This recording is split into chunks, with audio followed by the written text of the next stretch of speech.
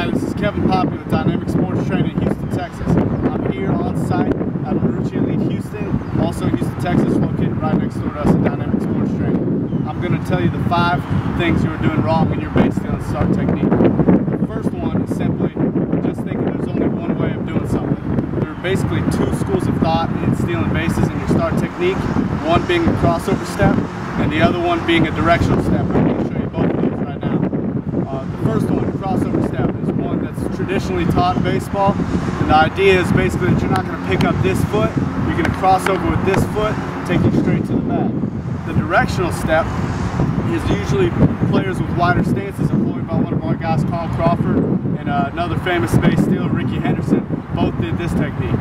They would start really wide with their hands dangling down, and their first step would be back and pointed towards the base. Now, both are acceptable ways to steal bases, though the main purpose of the directional step is to bring your foot back under your center of mass so you can push back and propel yourself toward that base. Okay, and in the crossover step, it's the same idea. You're basically just trying to shift your weight over your foot so you have your center of mass over your foot so you can drive and go to that base. Okay, so that's the 2 schools of thought. Now, with our high school athletes, we basically teach the crossover step, and the reason being most coaches like to see the crossover step because that's what is traditionally taught in baseball. We're not going to be teaching a lot of kids to do the directional step because it looks like a false step, which isn't true because a false step would be opening up like this, not bringing your foot back under your center of mass. But it looks like a false step for that, so for that purpose, we teach the crossover step to our high school athletes. The second thing you're doing wrong when it comes to the crossover step is your foot setup, your foot placement. Okay, so most people, what they'll do is they'll set up either even, or actually a lot of kids will come up set up closed. Even when we're doing our showcases, we'll see kids start their 60s in a closed stance. And the reason this is important is because if our end goal is to direct our hips this way and run as fast as we can to the base, closing ourselves off is going to put us at a distinct disadvantage because we're going to have to step around before we get on line to our base. Okay, so what we teach is we teach a slight stagger stance. So if this is even, neutral, we're going to bring our lead leg back a little bit. I usually say toe to the inside of the foot. At most, you're going to have a heel to toe stagger. And we also cheat this foot just a little bit open. I tell them point it directly at third base. And what that's going to do is it's going to allow us to have a shorter range before we actually take off running.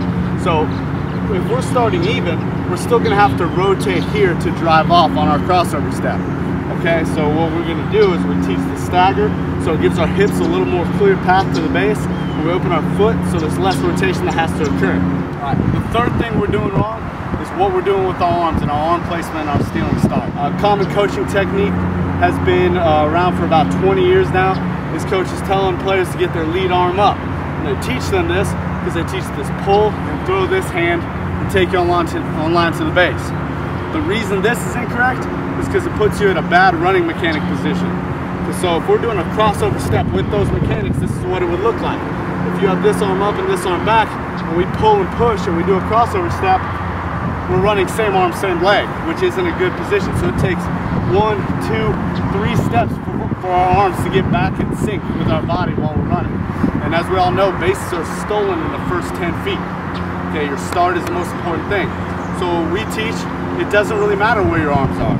Okay, what some people do is they'll bring their arm up across like this so they can drive it back on the crossover step and extend back. A lot of players will be here, that's fine too. As long as their first step as we shift our weight over this leg is to bring this arm up so we can extend and drive off. The fourth thing we're doing wrong is coaching head position incorrectly as coaches, or as players just using our head position incorrectly. What we want our stealing start technique, when we take off, we want our head and our eyes down and in front of us at a 45-degree angle. So we want to keep this with good body lean running to second base. If we're looking at the bag, which most coaches will teach, is look at the bag and run to the bag to keep it on a straight line. If we're looking at a bag, that's going to pull us out of our acceleration phase and pull us straight to a max velocity phase when we haven't built up any acceleration. Okay, so what we want to do is keep our eyes down in front of us so we can keep pushing force behind us, which is what acceleration is all about. It's applying force behind us to the ground to propel us in that direction. The fifth thing we're doing wrong in our steal technique is thinking about staying low. We don't want to be thinking about staying low. Our head position is going to dictate our spinal alignment. Okay, so if our head is in the right position, we're going to be in a good leaning position. Okay, what we want to be thinking about doing is exploding, driving our legs back and exploding up and out with our eyes down at a 45-degree angle. This is going to help us keep that good body lean without staying low. What happens is when coaches teach players to stay low, or when you think about staying low, the first thing that's going to happen is you're going to bend over like this, and you're going to be running in a hunched position. The reason we don't want to be running in a hunched position is because we're trying to apply force directly back to the ground behind us to propel ourselves in that direction.